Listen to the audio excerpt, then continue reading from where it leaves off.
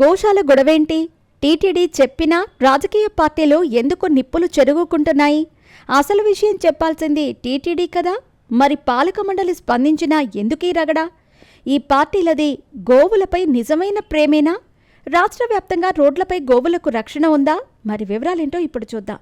తిరుపతి శ్రీ వెంకటేశ్వర గోసంరక్షణశాల చుట్టూ రాజకీయ వివాదం రోజురోజుకు ఉద్రిక్తంగా మారుతోంది. వైఎస్ఆర్సీపీ నాయకుడు, మాజీ టీటీడీ చైర్మన్ భూమన కరుణాకర్ రెడ్డి గత 3 నెలల్లో గోశాలలో 100కు పైగా గోవులు చనిపోయాయని ఆరోపించటంతో ఈ వివాదం మొదలైంది. ఆయన ఈ మరణాలకు ఎన్డీఏ కూటమి ప్రభుత్వం, టీటీడీ నిర్లక్ష్యంగా కారణమని చెప్పారు. గోశాల నిర్వహణలో లోపాలు, గోవులకు సరైన ఆహారం, వైద్య సంరక్షణ లేకపోవటం వల్లే ఈ మరణాలు సంభవించాయని ఆయన ఆరోపించారు. అంతేకాక గోశాల నిర్వహణ బాధ్యతలు అనుభవం లేని డివిజనల్ ఫారెస్ట్ ఆఫీసర్కు అప్పగించారని విమర్శించారు. దీనికి స్పందించిన టీటీడీ ఈ ఆరోపణలను తోసిపుచ్చింది. గోశాలలో 100 గోవులు చనిపోయాయనే వాదనలను ఫేక్ న్యూస్గా తెలిపింది.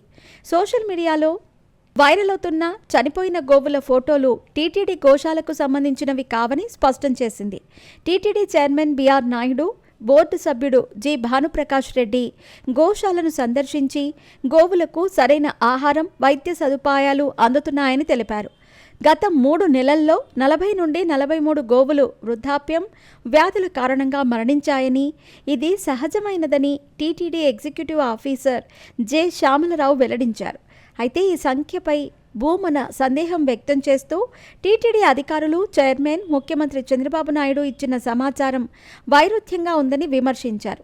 అయితే టీటీడీ దీనిపై ఓ శ్వేతపత్రం లాంటిది రిలీజ్ చేసి గోవుల పక్కా లెక్కలు చెబితే బాగుంటుందని భక్తులు అంటున్నారు.